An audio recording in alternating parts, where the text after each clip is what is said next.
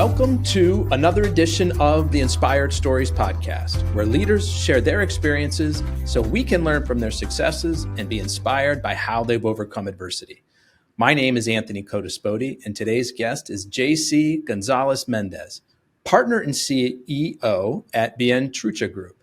They were founded in 2016 and headquartered in Geneva, Illinois. They're a restaurant group known for their innovative concepts and exceptional culinary experiences. They focus on creating memorable dining moments through their passion and dedication to world-class hospitality. Now, JC himself brings over 3 decades of leadership experience from his time at McDonald's, where he was McDonald's very first employee ever in Mexico, and served as president of Latin America and chief supply chain officer for North America. He also played leading roles in social responsibility and global sustainability initiatives.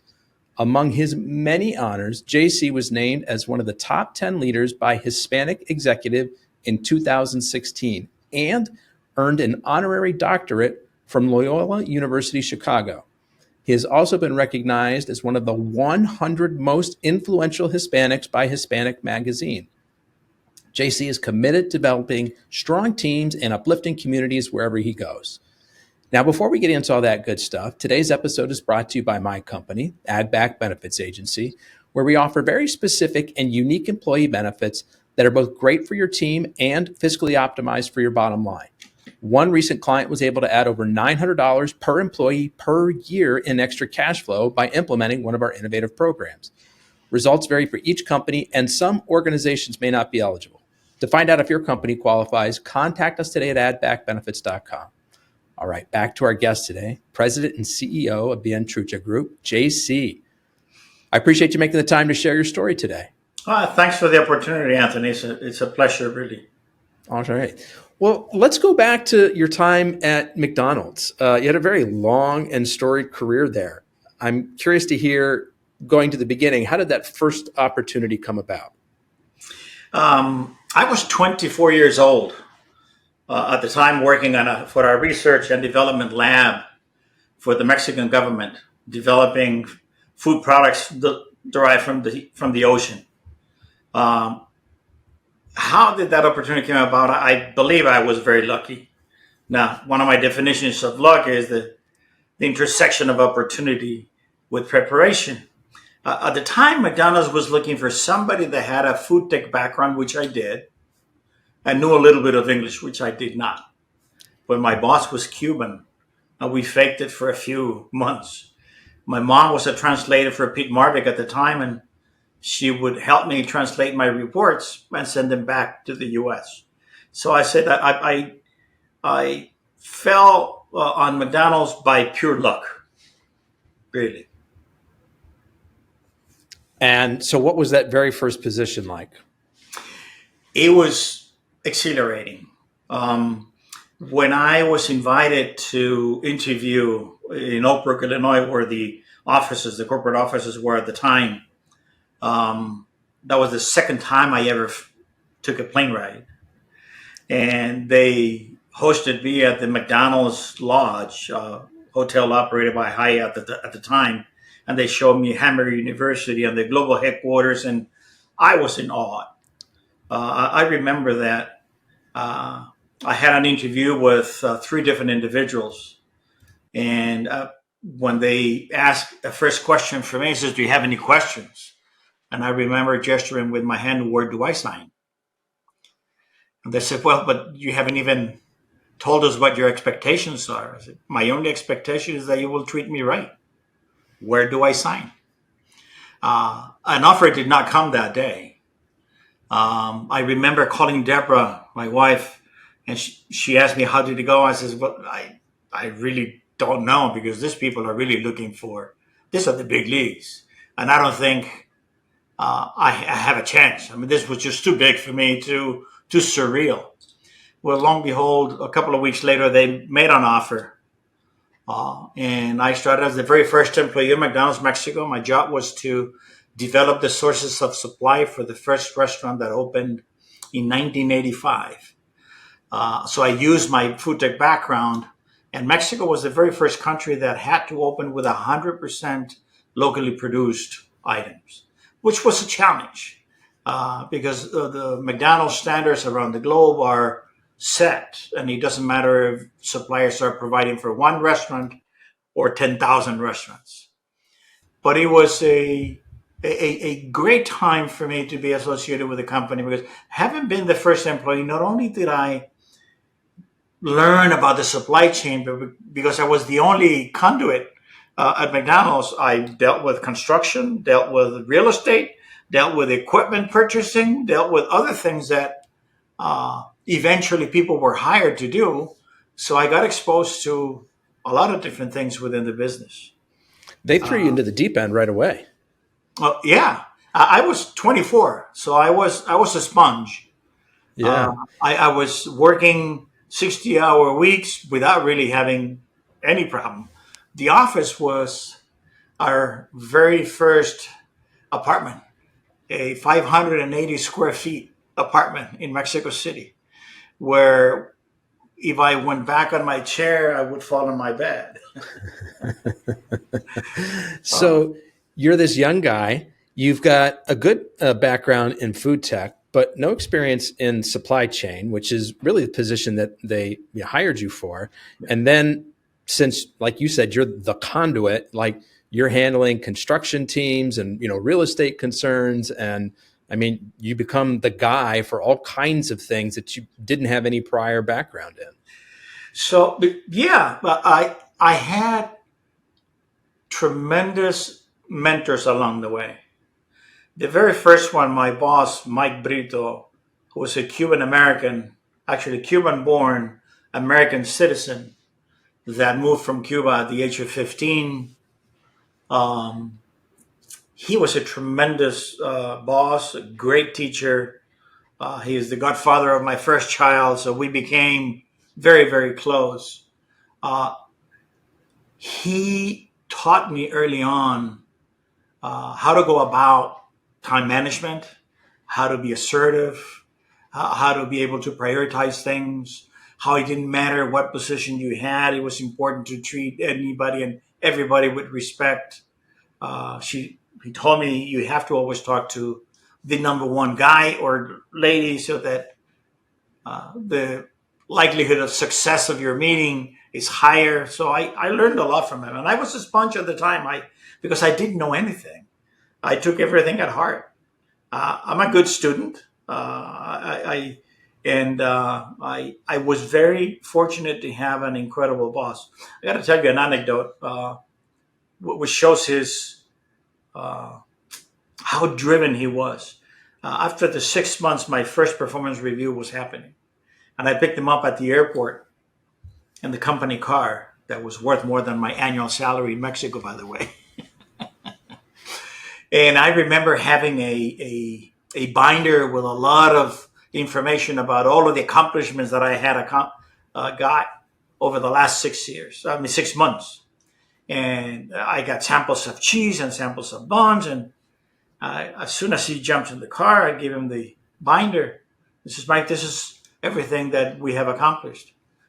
He didn't even open the binder. He threw it in the back. And he said, Jose Carlos, that's my name. He says, tell me what you can do, what you haven't been able to accomplish so I can help you. That's why I'm here. I'm not interested in what you have accomplished. That's what you're getting paid for. Make use of my time. That afternoon was my performance review. I didn't know what to expect after that comment, obviously. The first 15 minutes, he couldn't stop raving about me. He gave me the greatest increase. He said that he had never done given that particular increase to anybody that young, that quick. But then the next hour and a half, he talked about time management, about assertiveness, about you need to strategize, you need to stratify all of your suppliers. Only very few, about 20% of them, you have to spend an hour with. The majority of them, maybe 50% of them, 30 minutes, 30 to 40% of them, maybe 15 minutes, and that's it. So I was lucky enough to have a great teacher, and because I didn't have any preconceived notions of what needed to be done, I was assimilating as much as I could. Like you said, you were in sponge mode. Correct. I'm Correct. curious to hear in those early days when you were setting up the supply chain for McDonald's and everything has to be domestically sourced. What was the most interesting or challenging thing you ran into when you were trying to set up that supply chain? That's a really good question. So when McDonald's entered Mexico, there was no free trade agreement. There was no GATT at the time. The hourly work mode did not exist. There was only full-time employees. Franchising didn't exist. Mexico had to sign a joint venture partnership in which Mexican JV was the owner of 51% and 49% was McDonald's. As part of the original deal, McDonald's could import the first equipment packages for the first 5 restaurants. But we had to pay 150% duty. Wow. And the commitment was that we would generate 7 times that in exports. Didn't matter what it was, you just needed to generate exports. Sounds easy, but when you know that an equipment package at the time was 800,000, times 1.5, that's a couple of million, times 5, that's 10 million, times 7, that's 70 million. What's McDonald's supposed to have export? to generate on export. So I became an expert on sesame seeds, on strawberries, on coffee beans. So I was dealing with things that I probably wouldn't have to deal with in the past. But it made me very proud eventually to know that 60 to 70% of sesame seeds had been bought from Mexico, that a lot of strawberries were being used on the strawberry topping, that coffee beans were being exported. So I felt very honored to have had the opportunity to generate that kind of business relationship, to comply with the Mexican government, but also help the Mexican industry, right?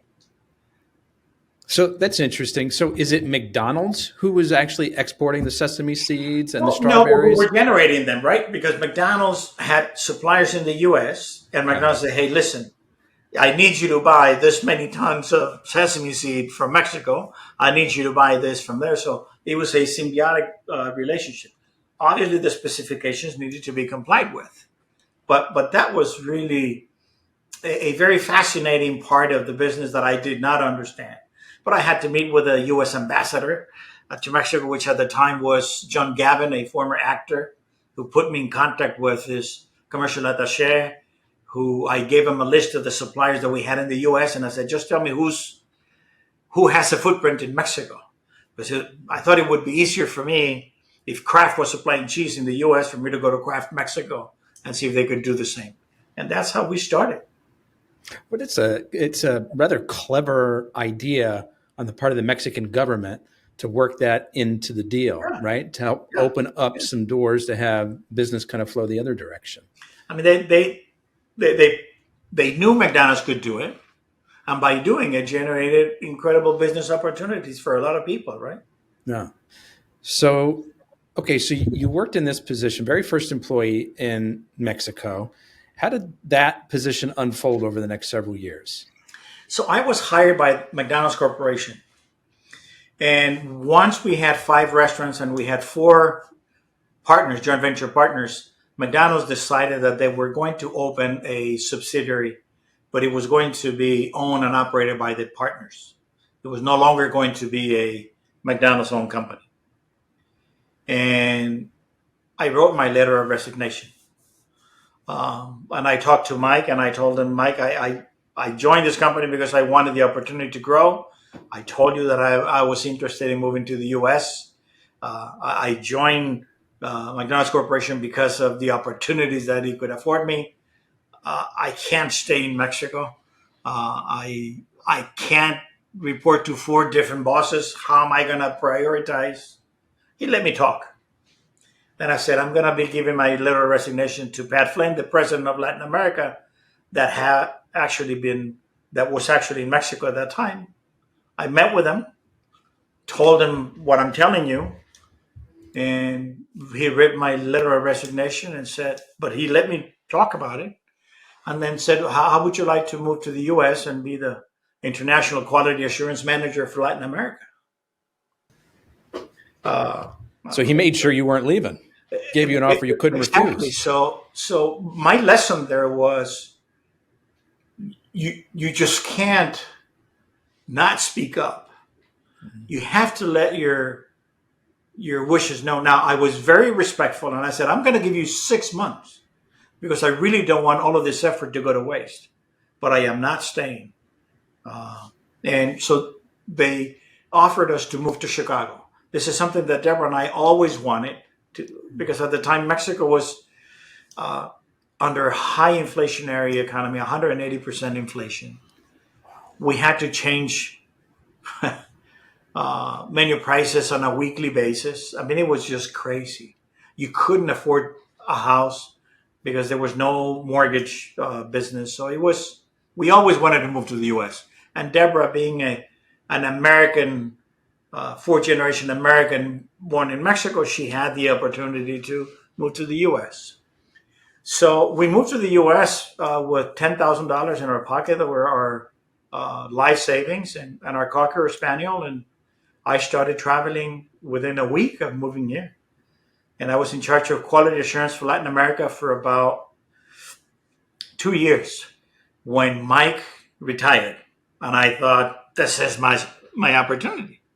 Mike is the staff director of purchasing and quality control for Latin America.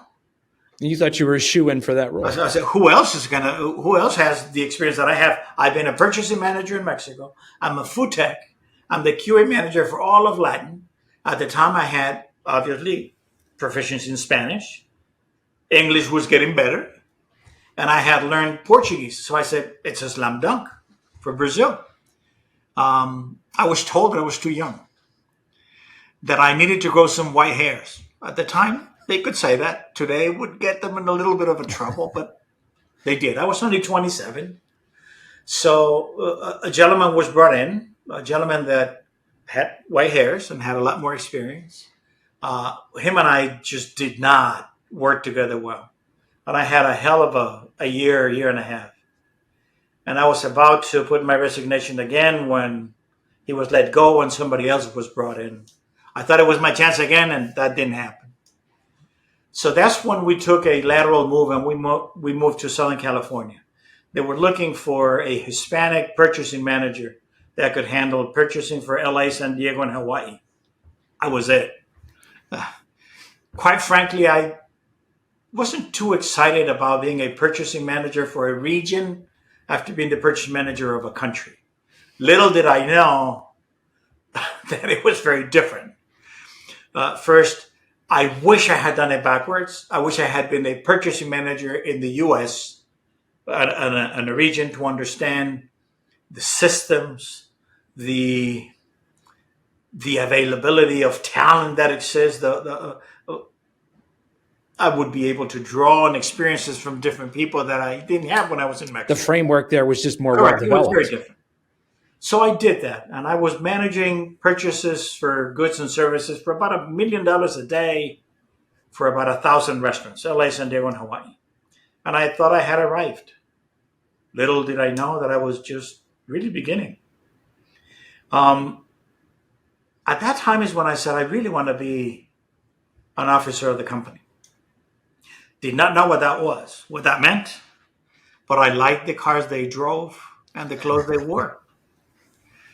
So I set my goal as I want to be an officer of the company. And I spoke to Mike, and I spoke to Pat, and I spoke to a lot of people. And it was clear to me that if I wanted to improve my chances, I needed to leave supply chain and jump into operations. At the time, there were about 40 officers with an operations background and only one senior VP in supply chain. So the writing was on the wall. I needed to get the experience that comes, the stars and stripes that come from working at the restaurants. But I also knew that it would be better if they asked me than if I asked them. At the time, they were looking for minority leadership. They were looking for women Latinos, Asian Americans, African Americans to get the experience in operations. So they asked me, and I left everything, put the short sleeve, and went down 8 positions in the org chart and started as a manager trainee, Wow.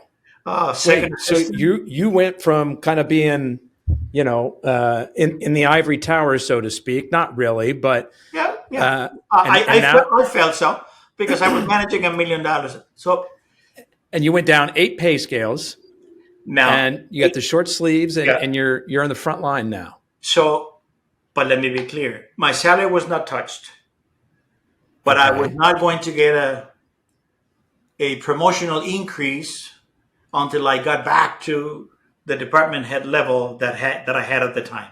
Okay, so they wanted you to work and earn your way up through Correct. those ranks, the Correct. operational ranks. They Correct. weren't going to make you take a financial hit to do that because they No, saw the correct. path that you were on. They That needed is you to get correct. that I couldn't experience. afford to do that. Yeah. So I was a manager trainee, second assistant, first assistant manager. I ran a restaurant for over a year, was a supervisor, an operations manager, and eventually was managing. Once I got back after 3.5 years, I was a multi-department head in charge of about 100 company-owned restaurants, training, HR, and operations. About a $200 million business. Just want to hit pause for a second, JC, because I want to ask how this move affected your ego. uh, A little bit. it, I laugh now because 3.5 years sounds very easy because it fits in one paragraph in a book. Right. But But it's that's over 1,000 days that I 42 had to go long through. months. Yeah. So I'll give you a couple of things. It was one Saturday evening, actually Sunday morning, 2 a.m., when I was cleaning toilets at the restaurant, that all of a sudden I felt this funny feeling of doubt. What am I doing? I remember calling Deborah at 2 o'clock in the morning. I said, Deb, can you remind me what it is that I'm doing? Why am I doing this? So she's very smart and she said, hey, this is, you have to do this. You're paying your dues. You're getting the experience. It is important. My mom, God, this was tough. I went to the best school in Mexico, Tecnológico de Monterrey, which is an offshoot of the MIT, let's say. And they made a lot of sacrifices for me to go there. So for her to see me flick hamburgers after the education they paid, it was just not comprehensible. She chastised me more than once. She hung up the phone not once but twice. I said, Mom, I need to learn the business from the ground up. I remember her saying, well, can't they just tell you how it is? I mean, can't you just read about it? It was not until I became president of McDonald's Mexico years later that I was with a whole entourage and we had guards and armored cars, and that she understood that the sacrifices will finally will worth it. But it was very difficult on my ego. I doubted more than once that I At was what doing the point? right thing. So it was 3.5 years after that you kind of got to a point where, I don't know, you felt like you were more at a level that you had left before. Correct, but now I have the stars and stripes that come from working at the restaurant level, right? No. And I happened to hit Los Angeles region at the right time. Um, we were having difficulty hiring uh, highly educated Latinas for the same reason. So we started an internship program and we succeeded. And we had 1995 was one of the best years, if not the best year in the operations side for the company on restaurants. There were 138 profit centers around the country, 25 restaurants each. And we had 4 of them in LA. No, actually 5. And we ranked in the top 16 in sales. but we ranked number 1, 2, 3, 4, and 5 in profitability.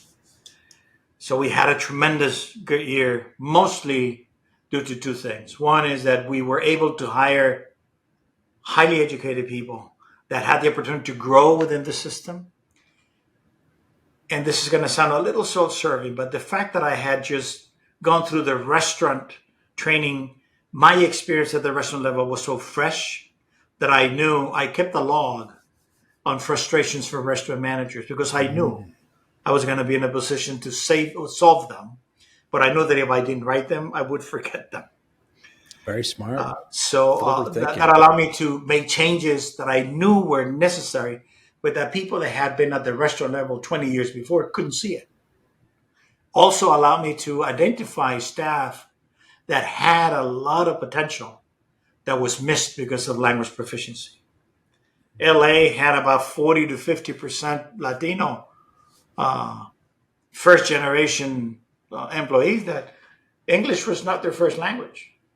So while they were performing at a high level, their opportunities for growth were not given because nobody could communicate with them. So did you put some sort of a language program in place to help these folks? McDonald's today has English under the arches, which has been given accolades. I did not create that, but the need for giving the opportunity for our staff to learn the language is important. So what came next at McDonald's? So I was then managing this business of about $200 million worth of business. And I felt a little uncomfortable because I was making financial decisions of great importance, maybe reinvestments of $20 to $30 million a year. And I really did not have any financial training. Well, I knew how to read basic P&L information. I needed some financial training. So I decided that I need to get an MBA. And here's once again where luck is a dividend of sweat, but also is the intersection of preparation with opportunity. I wanted to go to USC because my dad had gone to USC. And when I saw the program that could allow me to keep on working the executive MBA, it was $69,000 a year. I couldn't afford that. And this is in what year? This is 1995. Wow. Today is 90, by the way. I couldn't. So I went reluctantly to UCLA. It was about the same. And then I went to UC Northridge. And then by the time I got to a place that I can afford, I couldn't even understand which the university was. So I felt I needed to wait until I could afford to pay for it. Luck, once again, I was asked to pick up a senior executive that had spent time in Europe that wanted to come and help the company-owned restaurants do better.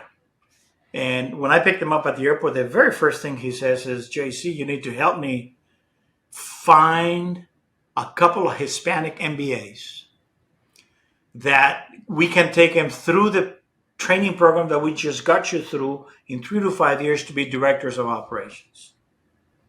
And I remember asking, so what does an MBA bring that we don't have? Well, the financial acumen, the strategic thinking. And I said, well, but wouldn't it be more difficult to find somebody that has those skill sets and trying to McDonald'ize them? Wouldn't it be easier to have somebody that has ketchup in their veins already and get them that training? He said, well, do you know of anybody? I said, do I know of anybody? Yes, I do. Well, I'm here. He says, well, what do you know about MBAs? Luck would have it, I had my briefcase. At the time, I carry a briefcase. And I had a pseudo spreadsheet that I put together on all of the programs. And he says, which is the best one? I said, USC. He said, what keeps you from going to USC?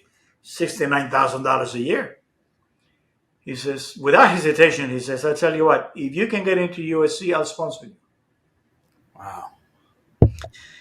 So I was... How did you put it? Luck is the intersection of preparation and opportunity. Correct. So you were prepared. Correct. And the opportunity. And this opportunity presented itself. Yeah.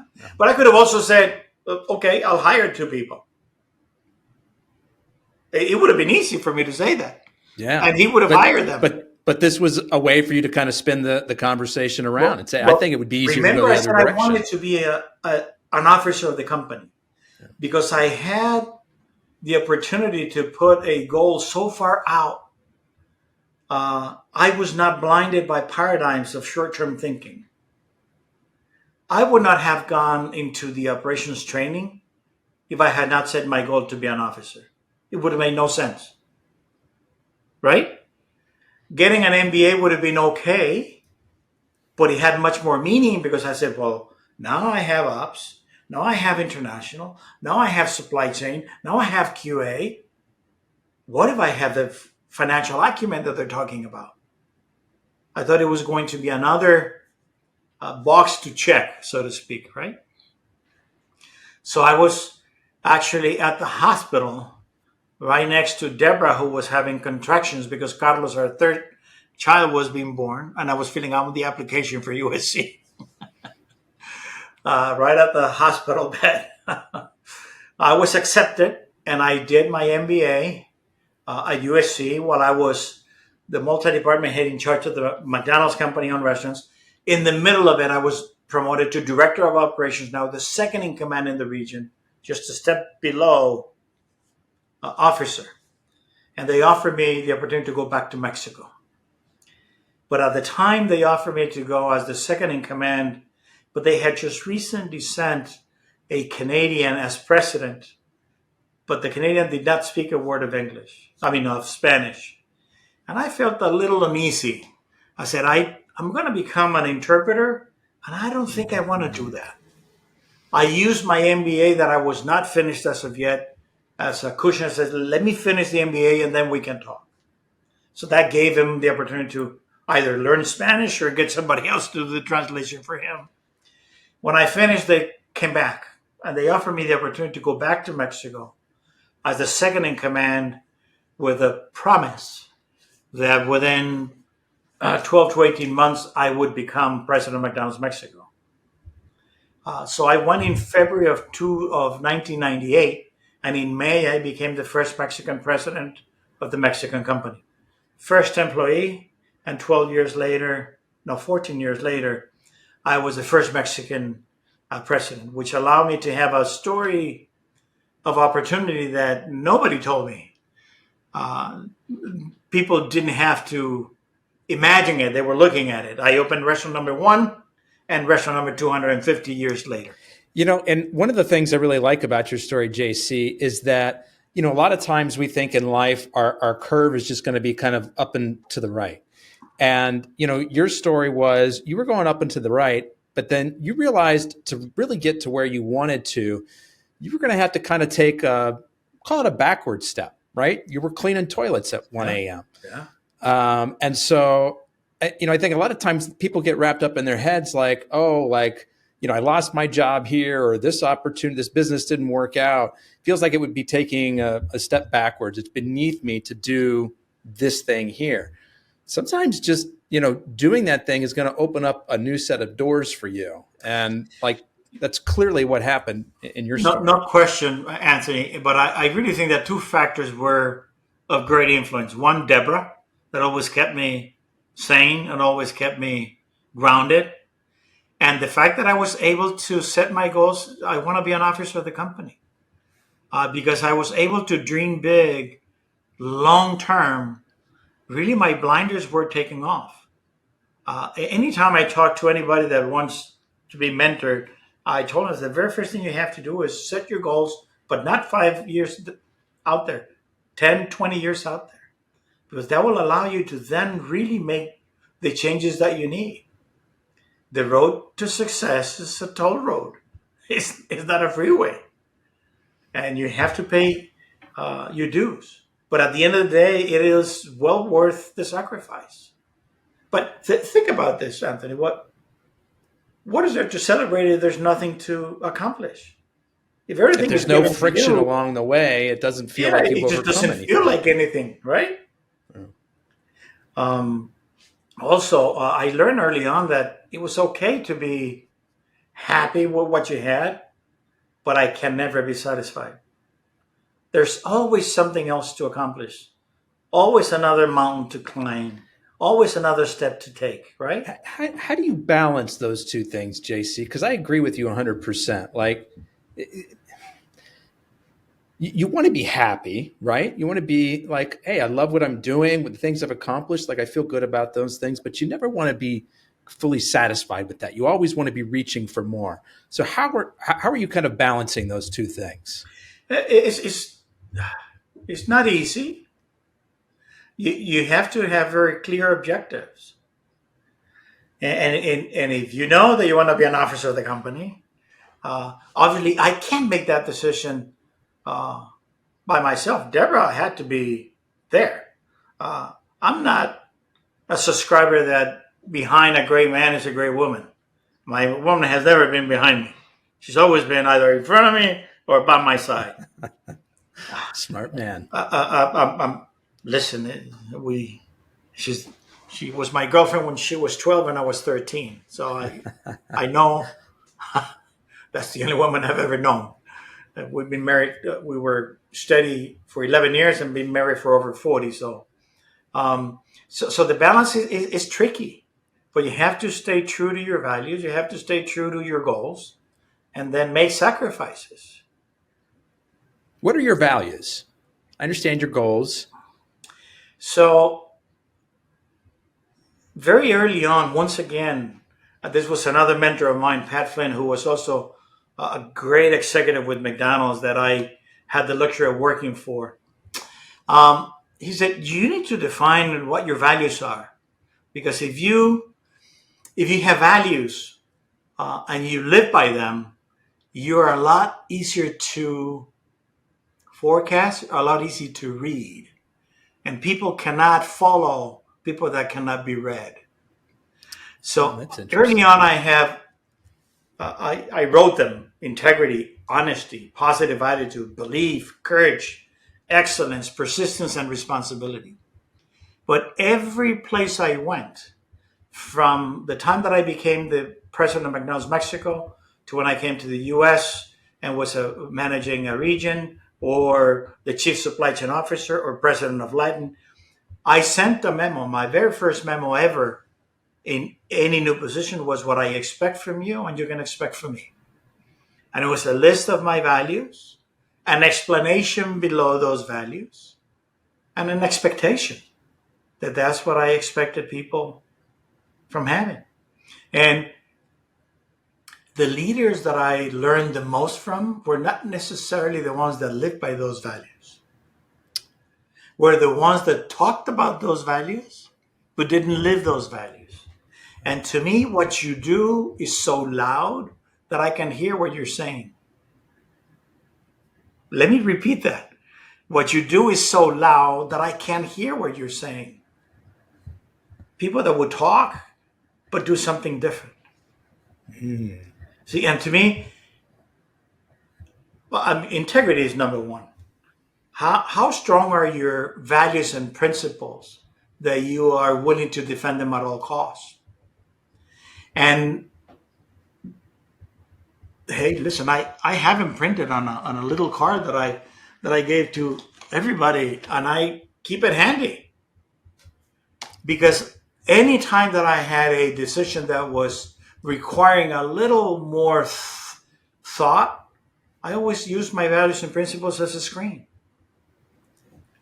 And because the closer I could be to those values that I had regurgitated so many times, and people knew that I had, and people were carrying in their pockets sometimes, the more transparency I could project, the more authenticity that people can see in that leader. Right? Yeah, I like this message. It kind of reminds me of a lesson that I try hard to teach my little boys, which is, there are going to be some people in our lives that are examples of what to do, right? They're going to be a good example of that's behavior I want to follow. And there are some people that we can still be grateful for as being a living example of what we don't want to do. Yeah, yeah. And that sounds like people who do so loud that I can't hear what you're saying. Absolutely. And I don't subscribe to the notion that you have two sets of values. One are your personal values and the other one are your professional values. Either you have values or you don't. That's why one of the most difficult things for me to do was to trust the leader when they had broken their vows to their spouses. Because to me, if you're willing to cheat on your spouse, what are you not willing to do? So I struggled a lot with a lot of great leaders that I admired when they had those mishaps. And I would lose a lot of respect for them. And I could not longer follow them with the intensity that I did in the past. Because if you don't think that your personal values have anything to do with your professional values, just ask Tiger Woods. He couldn't win a tournament after his personal values were violated, right? Because he messed up his mind. Why? Because you either have him or you don't have him. That's powerful. So I want to get to Bien Trucha and what you're doing kind of modern day, but there's still a few more stops along the way with McDonald's. Oh, absolutely. So I was still not an officer of the company, but I happened to hit Mexico at the right time. Mexico changed the power from 72 years of the ruling party into a right-wing party. A former Coca-Cola exec took the reins, and Mexico grew 7.8% GDP. So there was nothing we could do wrong. We doubled sales in 3 years and tripled profits in Mexico. So people were talking about JC like I had done something spectacular. I really didn't. We had great economy and an incredible team that we were able to put together that helped us accomplish that. So I moved to the U.S. Now as an officer of the company, my first role as an officer. And I was in charge of 8 countries in Latin America. I had Colombia, Bolivia, Peru, Uruguay, Paraguay, Venezuela, and I'm missing one. I can't remember. Chile. And I did that for about a year, and then I was tired of traveling. And my kids were getting into high school, and I really wanted to be there to stop missing some of the things that I was missing.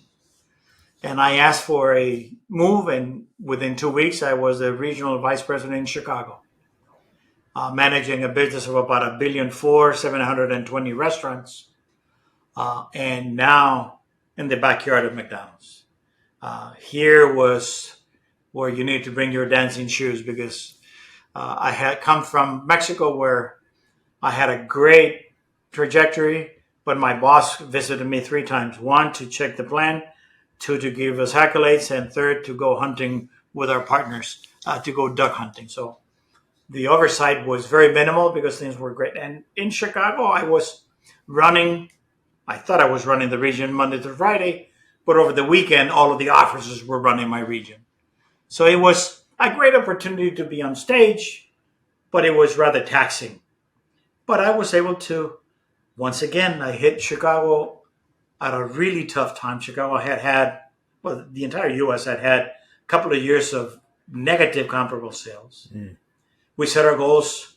Our region was called the Greater Chicago Region. My goal was 10 over 10 equals 1 Greater Chicago Region. 10% comp 1 year over 10% comp the next year. When your total sales are $1.3 billion, 10% is a little stretch. But we got about 6 and about 7 the next year.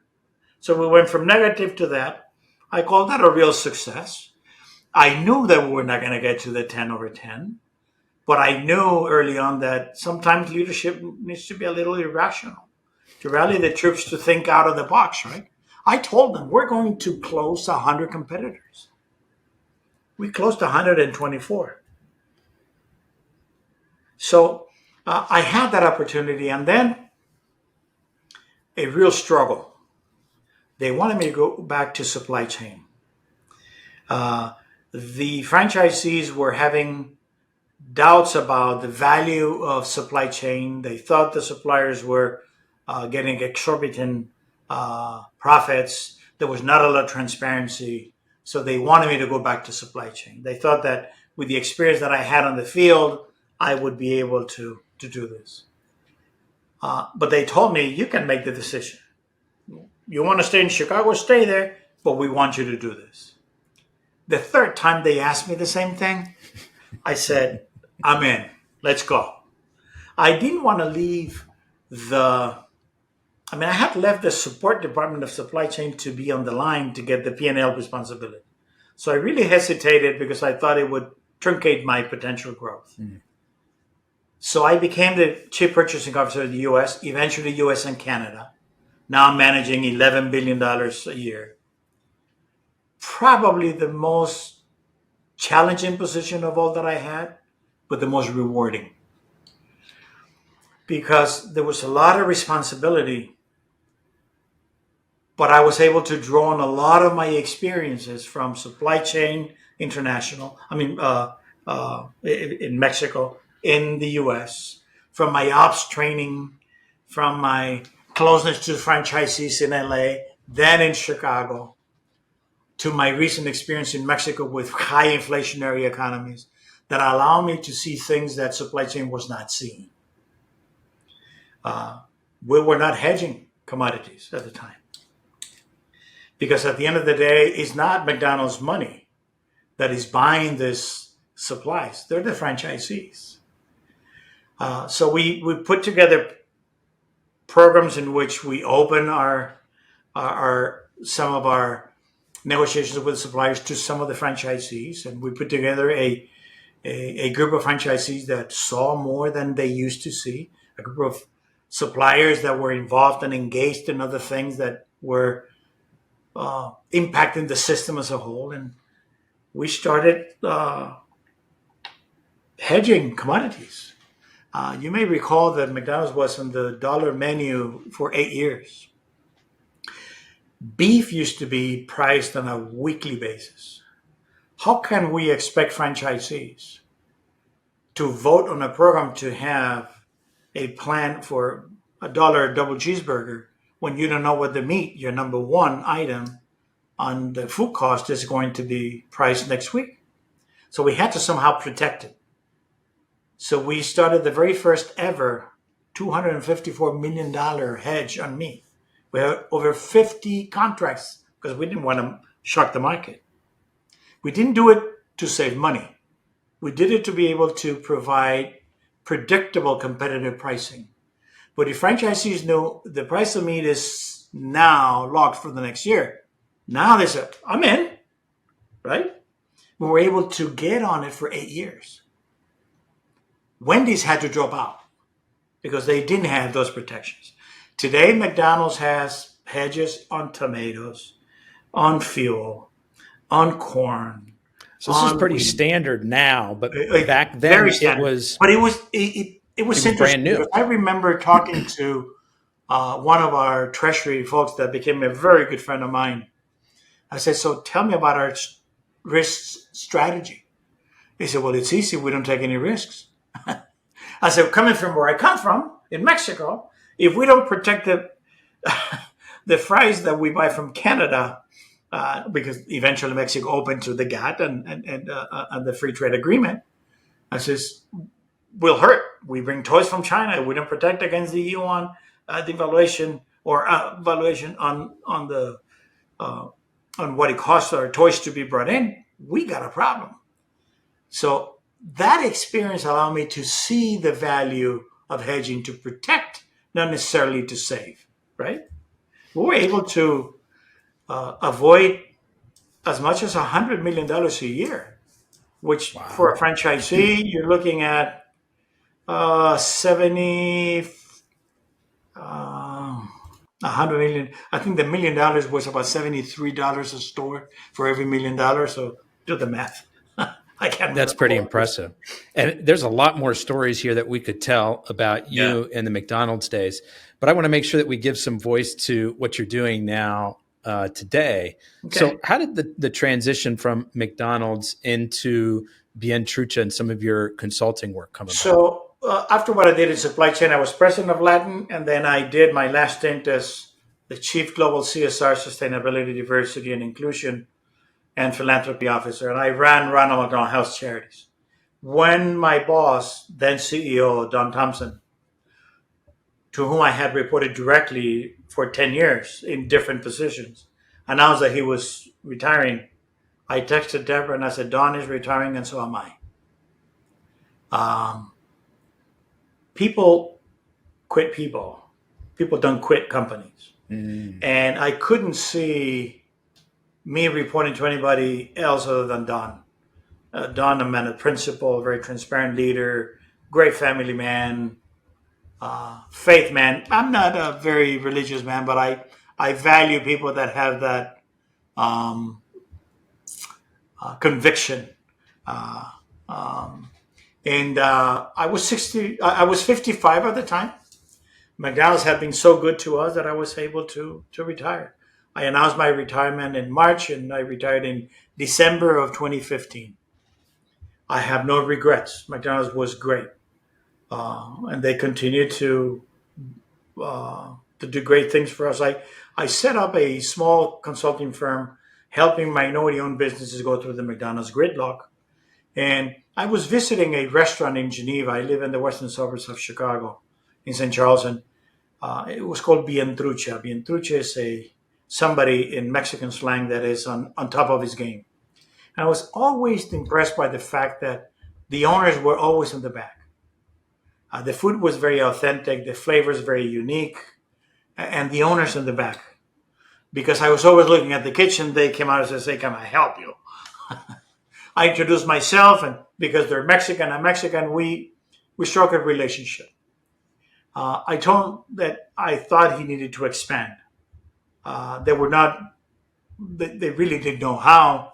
I told him that they should probably buy the property that was right next to it, that was empty. Unfortunately, the lady wanted too much money for it, but eventually they bought a property right next door and they started a new concept. And I was helping them just as an advisor, just as a friend. When they heard that I was leaving McDonald's, they approached me and they wanted to create a new concept that was less labor intensive than these two restaurants that they had at the time, full service restaurants with waiters and bussers and dishwashers and all this, to something that was more fast casual, less labor intensive, that could be more replicatable. And I convinced them to sell me a portion of what they had so that we could start there and then see how this would progress. I joined them in 2016 when we started.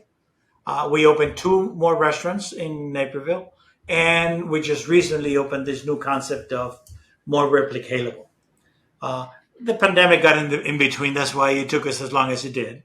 But now we have a commissary where we can produce most of the ingredients in-house, deliver on a daily basis, and the kitchen only needs to heat it up.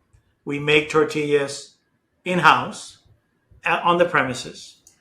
So now this more replicatable model, we think that we can grow a lot faster. And now we have the capacity on the commissary to supply maybe half a dozen restaurants if need be.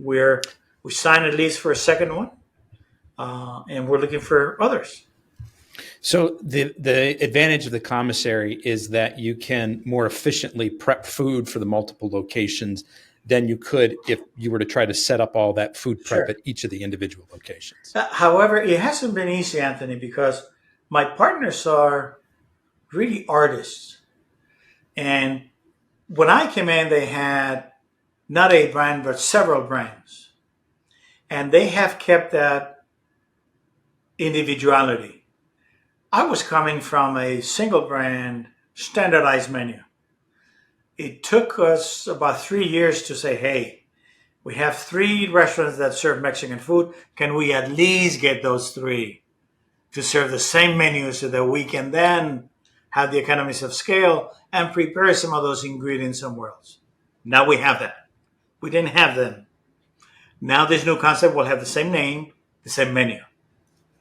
So that definitely the commissary serves several purposes. One is standardization of purchases, standardization of quality and recipes, uh, and also then takes a lot of the initial investment out of the restaurant because now you don't need to cook, you only need to prep, right? Mm. And so, which of the concepts, because you have several, which of the concepts is the one that you're sort of focusing on now that is It is more called replicated? Sweet Chilango. Chilango is a name that is given to somebody that is born in Mexico City. And we did it Sweet Chilango, sweet, chill, and go. Sort of I like that play on a words funny there. name. All of our names, I'm telling you, one of our partners, all of them are very, have a lot of ingenuity, but the names are very whimsical. It's Bien Trucha is somebody who's on top of his game. The second one is A Toda Madre, which is freaking great. The third one is Cubo, what's up? And then Santo Cielo, good heavens. And now Sweet Chilango, Sweet Chilango. So I like it. And so, what's the dining experience at a Sweet Chilango, and So why Sweet is this Chilango is one more of a more fast casual. replicatable? So you order all on an app, which is a little difficult for some of us old folks. So we need to train our older consumers to do this because everything is done on an app, either the front counter or from the table. And the food is brought to you, and then you can order from the table. A lot of our orders are to go, obviously. And now having the commissary is going to allow us to then maybe do some retailing. Starting at the restaurants, we have frozen burritos. We have a virtual brand that we came out of during the pandemic that is called Little Donkeys. A little donkey is a burrito. That's a direct translation. So we have those frozen you can take home. We make salsas now. We're bottling them. You can take home. So we think that the commissary is definitely something that is going to give us much more flexibility into the future. And do you see providing those prepared foods at like grocery stores in the future? So we may. It's a little more complicated because you need to have capacity. Right now, what we need is to fill it up with our own restaurants and eventually think about expansion and do that. But yeah, absolutely. Why not? Well, we have some of our best sellers. People ask for them when they come to our restaurants. Our esquites, which is the uh, char corn kernels with some cream and some lime, and it's just phenomenal. Which is a dish that is very much consumed in Mexico on the streets. They serve them on polystyrene cups at night for you to keep warmth. It's just people want it. JC, you said something earlier. I kind of want to go back to this. Success is a toll road, it's not a freeway. In that spirit, one of my favorite questions to ask is always about a serious challenge that you've overcome. What was it? How'd you get through it? What did you learn coming out the other side? So one of them was my own internal fight, right, with my ego. We all have egos. Some of us bigger than others, and it was very difficult. Not only that instance that I talked to you about. It was 3 years that I was out there, and that I felt that I was under the microscope. Not only because the high-ranking officers were looking at me for potential growth, but my peers were looking at, oh, why is he getting this special treatment? So I had to ace all of the courses. I had to ace Hamburger University. I had to always excel. So I put a lot of pressure on myself that I shouldn't have. I should have been more vulnerable. I should have allowed others to see my weaknesses early on. It was easier for me to open up once I had arrived because I had been exposed to so many disciplines. I knew a little bit about everything, but not a lot of anything. So that forced me to rely on my people for me to delegate responsibility with authority. I think that was a transition that was very easy for me. But that leadership style is very much needed, is very much appreciated by people because it allows you as the employee to grow, not only as a professional, but also as a person. Because if the easiest thing to do is to do what you're told, the most difficult thing to do is to find somebody, tell them what needs to be done, and get away, and let them figure out how to do it and do it better than you did. Another challenge was I'm a trust. I always trusted people intrinsically, and I've heard in the past that you need to trust but verify. I learned it the hard way. I'll tell you what I can. In one of my positions, I had an employee that was extremely revered as you have to keep this guy. This is the best that can happen. Rely on him because he is your right hand man. He was my CFO in one of my roles. And long story short, we found out that he was embezzling money. And the tough lesson for me was that I had to suspend him without letting anybody know. I took a lot of criticism. But during the investigation, you can't say anything.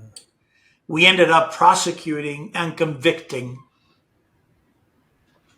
I lost a lot of sleepless nights over this because I felt for the employee, but I also thought that it was important to live by the values, right? But I struggled with that. So I had to grab this and read it. Integrity, integrity, integrity. What you do is louder than what you say, so I can hear what you're saying. So that was the struggle for you in that one, JC, was the impact that it was having on this person as an individual. Well, it was a friend of mine. Yeah, you ruined his life. Well, he ruined his life. I understand, but you feel like you're having a hand in that. It's just not easy to do. Mm-hmm. But if I had not had this, I don't know what would have happened. That gave you sort of the framework or the mold to. I know what I had to do early on. Yeah. I just needed to go through the process. Yeah, I didn't make it easy, but I knew what needed to be done. There was no doubt in my mind. But it was a struggle, nevertheless. Yeah. The first challenge that you talked about, sort of struggling with the ego, what kind of coming through that and looking back, what's the advice that you would give to somebody else kind of looking to make their way up in their own career right now, kind of based on those learnings and those experiences you had? Always have a long-term view. Know that while the shortest distance between 2 points is a straight line, the road to success is not a straight line. And you have to many times take a step back to jump 2 steps up. And it's okay to be proud, but you need to be humble. JC, I've just got one more question for you, but before I ask it, I want to do 2 things. First of all, everyone listening today, I'm going to invite you to hit the follow button on your favorite podcast app. Continue to get more great interviews like we've had here today with JC. JC, I also want to let people know the best way to either get in touch with you directly or to continue to follow your story or that of Bien Trucha and all the other things that you're working on. Sure. I don't know if you have a way to share my LinkedIn profile or my sure do. GM Integritas profile. I just recently published my book, which is my story. If you want to know more about it, it just came out on Amazon. What's it's the name right of the here. book? What's My the Way to the title? American Dream. And this is like an autobiography, This is my a biography. autobiography. This Yeah. is this. Now, I'm not a writer, and my original intent was to write it for my children or my grandchildren to have their story. But as I started digging into the history of my family, I got enamored with it, and I wrote 80 pages of the story. I have 10 generations in here, which is fascinating to me, and my family Wow. may not be to you. But there's my entire uh, life up to last year. That's impressive to be able to find your lineage that far back. Yeah, it is. And I had to stop because if not, it would have been a genealogy book. That's great. It's just been And I released on wrote it in Amazon. Spanish, then translated into English. So it's available in both languages. Okay. But We'll include you the have to look links at it in on the Amazon show with the notes here. title in English or in Spanish. That's terrific. Anywhere else folks can find it, or just published on Amazon for the moment? Just on Amazon. Okay, great. We'll include those links in the show notes. Okay, so last question for you, JC. So you've had a long and storied career at McDonald's. Decided it was time to move on from that. Now you're doing some consulting and you're helping the folks at Bien Trucha. What do you think the next few years look like for you in a professional capacity? Um, so I've always thought that the price of leadership is responsibility. So I have been involved in not-for-profit boards for my entire career. I've sat on at least a dozen, from the Mexican American Opportunity Foundation to the Marian Jory Rehab Center to the National Council of La Raza to the Council of the Americas. I was on the corporate board of advisors of the Marshall School of Business at USC for 10 years. Today, I'm the chairman of the board of Roosevelt University's Board of Trustees. I've been there for 5 years. I also sit on the board of Northwestern Medicine, a conglomerate of 11 hospitals in Chicago. I sit on the board of the World Human Foundation, another organization that fights for everybody's opportunities. I sit on the board of TICE, which is a quick service restaurant operator of today a few Popeyes in Alabama, Georgia, and Florida. I was elected to another board of a privately held company that I can't talk to as of yet. So I'm very involved with my family, spending as much time as I can with them, and I'm as busy as I want to be, not as busy as I could be, Anthony. My wife always tells me that I am not retired. I am, because I do what I want when I want. I was in Cancun last week. We're going back in 2 weeks. I couldn't do that when I was at McDonald's.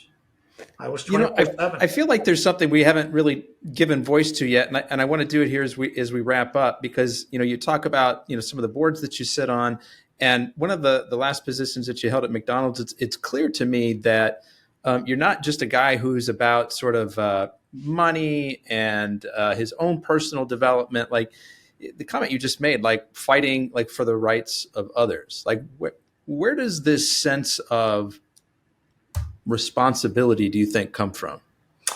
My mom, as well as Deborah. Deborah is a physical therapy by training, but at the age of 14, she was giving treatment to a child with PCI at the age of 14. Deborah and I opened the first Ronald McDonald House in Mexico. She started the first children's volunteer program around the world for Ronald McDonald House charities. We've sat on the board of RMHC in LA, in Mexico, in Chicago. I was the president and CEO in Global.